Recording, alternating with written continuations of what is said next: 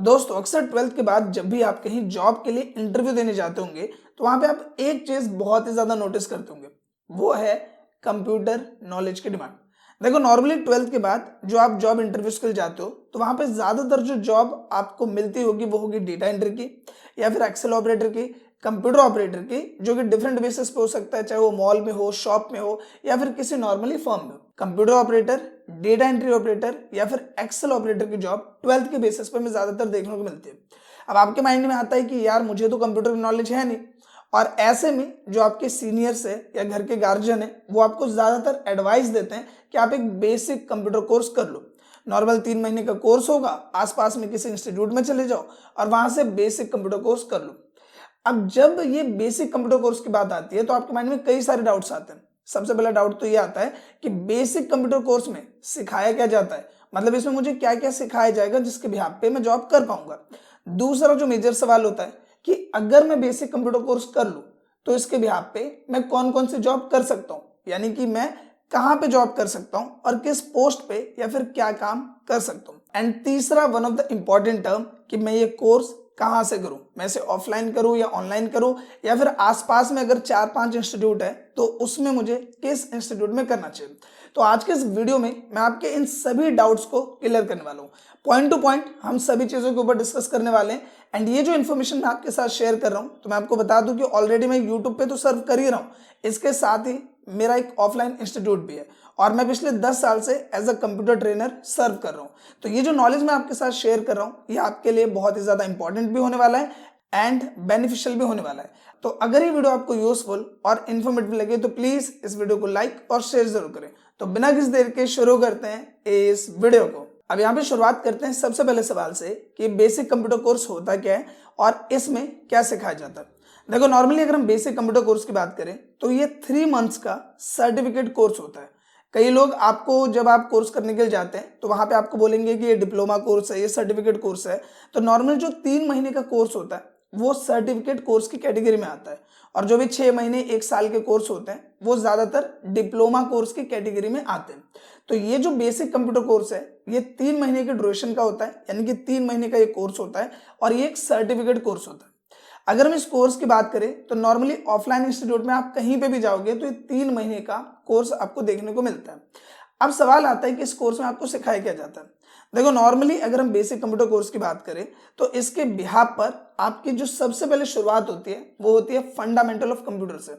Example के लिए अगर हम बात करें एक फोन की, आपके पास कोई भी फोन है, अब उस फोन में मान लो कि आप कोई भी एप्लीकेशन चला रहे हो, आप YouTube चला रहे हो, आपको उसमें स्क्रीनशॉट लेना है, उसमें आपको कॉल करना है, तो आपको फोन को यूज करना आता है, राइट। इसी तरीके से जब हम एक कंप्यूटर की बात करें तो कंप्यूटर के अंदर एक ऑपरेटिंग सिस्टम होता है जिसमें आपको एप्लीकेशंस कैसे रन करना है। अगर आपको मान लो कोई स्क्रीनशॉट लेना है तो वो आप कैसे लोगे, अगर आपको किसी इमेज को एडिट करना है, किसी इमेज को सेंड करना है या फिर किसी इमेज से रिलेटेड कोई काम करना है, वो चीज आप कैसे करोगे। कोई आपको फोल्डर बनाना है, उसमें कुछ फाइल्स रखनी है, तो ये जितनी भी चीजें होती है जो कि एक बेसिक काम हुआ किसी भी ऑपरेटिंग सिस्टम के साथ में, वो चीज आती है फंडामेंटल ऑफ कंप्यूटर में। तो लगभग 1 हफ्ते से 10 दिन 15 दिन का टाइम होता है जिसमें आपको कंप्यूटर की बेसिक नॉलेज के बिहाफ पे फंडामेंटल सिखाए जाते हैं, जिसमें आप कंप्यूटर में फोल्डर बनाना या कंप्यूटर से रिलेटेड जो बेसिक चीजें हो गई, screenshot, paint, word pad, note pad, ये सब चीजें आपको सिखाई जाती है। इसके बाद जो सबसे इंपॉर्टेंट टर्म है वो होता है MS ऑफिस। नॉर्मली आप कहीं पे भी जॉब करने जाओगे तो आपके लिए जो सबसे ज्यादा यूजफुल चीज होगी वो होती है MS ऑफिस, जिसमें मेनली इंस्टीट्यूट्स में 3 चीजें कवर की जाती है, एक MS वर्ड, एक MS एक्सेल एंड एक MS पावर पॉइंट। अगर हम MS वर्ड की बात करें तो नॉर्मली एक वर्ड प्रोसेसिंग प्रोग्राम होता है, यानी कि एक वर्ड प्रोसेसिंग सॉफ्टवेयर होता है जिसकी मदद से आप रिज्यूम बना सकते हो। एग्जाम्पल के लिए आप जब भी कहीं इंटरव्यू देने जाते होंगे तो आप रिज्यूम लेके जाते होंगे, तो जो आपका रिज्यूम बनता है वो MS वर्ड पे बनता है। इसी तरीके से मान लो कोई भी आप स्कूल का एग्जाम फॉर्म देखते होंगे तो जो एग्जाम फॉर्म है वो भी डिजाइन किया जाता है MS वर्ड पे। इसी तरीके से अगर हमें कोई फॉर्म बनाना है, कोई फॉर्मेट बनाना है, साथ में मान लो कि हमें थोड़ी इंसर्टिंग करनी है, कोई मेल मर्ज वगैरह करना है, तो उसके लिए MS वर्ड का यूज किया जाता है। इसके बाद जो सबसे पावरफुल सॉफ्टवेयर है जिसकी जरूरत सबसे ज्यादा पड़ती है वर्क प्रोफाइल में वो है MS एक्सेल। तो MS वर्ड कंप्लीट होने के बाद नेक्स्ट टर्म जो आपको पढ़ाई जाएगी वो है MS excel. MS excel basically एक स्प्रेडशीट प्रोग्राम होता है जिसकी मदद से कंपनी के लार्ज से लार्ज डेटा को आप इजीली मैनेज कर सकते हो। एग्जाम्पल के लिए आप किसी भी कंपनी में वर्क करते हो और उस कंपनी में 500 एम्प्लॉयज है। अब अगर उन 500 एम्प्लॉयज की सैलरी आपको मैनेज करनी है या फिर उनकी अटेंडेंस मैनेज करनी है कि कौन कितने दिन आया है, कितने दिन अब्सेंट रहा है, कितने दिन उसने लीव ली है, कितने दिन उसने हाफ डे लिया, इस तरीके से आपको अटेंडेंस मैनेज करनी है या फिर सैलरी मैनेज करनी है कि ये इसकी बेसिक सैलरी है, ये इसका ओवर टाइम है, ये मान लो कि इसने एक्स्ट्रा ओवर टाइम किया है, ये इसने छुट्टियां रखी है, तो मान लो कि आपको सैलरी शीट मैनेज करनी है। इसके साथ ही एक्सेल की मदद से अगर आपके पास 500 लोगों का भी डेटा है या 5000 लोग का भी डेटा है तो आप उसे इजीली मैनेज कर पाते हो और ये one of the most usable software है ऑफिस बिहाफ पे। तो ये चीज आपको बहुत अच्छे से सीखनी होती है जब भी आप कहीं पे बेसिक कंप्यूटर कोर्स कर रहे होते हैं। इसके बाद जब आप एक्सेल कंप्लीट कर लेते हो तो उसके बाद आपको सिखाया जाता है power point. Power point basically एक प्रेजेंटेशन सॉफ्टवेयर होता है जिसकी मदद से आप ऑफिस में प्रेजेंटेशन क्रिएट कर सकते हो। प्रेजेंटेशन का मतलब क्या है यहाँ पे, फॉर एन एग्जाम्पल अगर हम ऑफिस की बात करें तो ऑफिस में कई बार हमें डेटा को डिजिटल सबमिट करना होता है। मान लो हम किसी प्रोजेक्ट पे काम कर रहे हैं या फिर मान लो कि कोई ऑफिस से रिलेटेड हमें कोई इन्फॉर्मेशन देनी है, तो ऐसा नहीं होगा कि हम नोटबुक लेंगे, नोटबुक में लिखेंगे और जाके दिखा देंगे, ऐसा नहीं होता। या फिर नॉर्मली मान लो कि आपने एक नॉर्मली प्रिंट आउट ले लिया, कुछ ले लिया, आपने दे दिया, उससे भी नहीं होता। आपको क्या करना पड़ता है कि जैसे मान लो बोर्ड मीटिंग्स है या फिर मान लो ऑफिस की मीटिंग है, तो वहां पर आप पावर पॉइंट की मदद से एक प्रेजेंटेशन बनाते हो जिसमें आप 5, 6, 10, 15 जितने भी पेजेस हैं पावर पॉइंट के टूल्स का यूज करके आप एक प्रेजेंटेशन तैयार करते हो। एंड प्रेजेंटेशन के बिहाफ पे आप जो भी बात अपनी टीम को समझाना चाहते हो, जो भी डेटा आप अपनी टीम के सामने सबमिट करना चाहते हो, चाहे वो ऑफिस का डेटा हो या फिर कोई इंफॉर्मेशनल डेटा हो, वो सबमिट करना बड़ा ही आसान हो जाता है पावर पॉइंट की मदद से। सो यहाँ पे क्या क्या चीजें हुई, एक हुआ फंडामेंटल, दूसरा क्या हुआ MS ऑफिस जिसमें 3 चीजें आई, MS word, MS excel and MS power point. इसके बाद क्या आता है, इसके बाद यहाँ पे आता है इंटरनेट। अब आप बोलोगे यार इंटरनेट चलाना तो आज की डेट में आता है, नो डाउट आज की डेट में इंटरनेट बहुत ही कॉमन चीज है।